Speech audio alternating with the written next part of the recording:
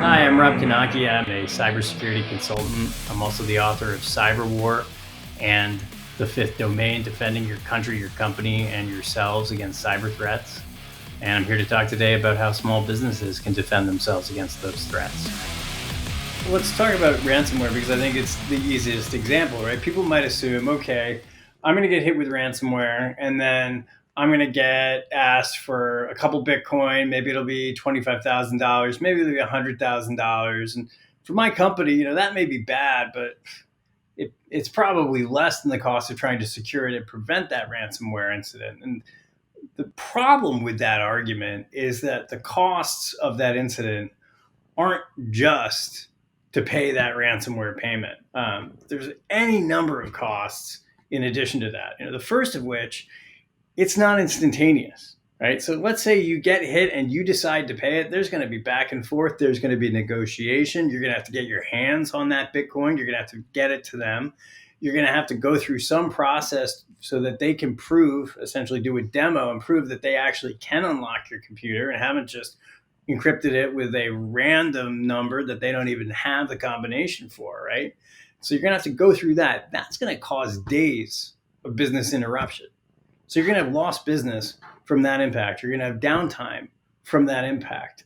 Your customers are going to find out about that. When you can't do the work that your customers expect, you're going to have a reputational impact. The next piece of it is you don't know that you've just lost the availability of your systems. You can't guarantee off the bat that you also haven't lost the confidentiality of the data that you have to protect for your customers and for your clients. So you're probably going to be in a situation in which you're going to have to notify the Attorney General of any state you do business in, any state that you have employees in, that you may have had a breach, that there was an unauthorized access to your computing systems, that you don't believe that their goal was to exfiltrate information off it, that it was to hold those systems for ransom, but you cannot say for sure that they didn't do that. Now, to make matters worse, because these are the bad guys, and we call them the bad guys for a reason, they're now starting to say, we've encrypted your computers, pay this ransom. If you don't pay this ransom, not only will we never unlock your systems, but we will release the data that we did in fact take off your system. So we'll do what's called a doxing attack. So we're going to dump data that we took off your system.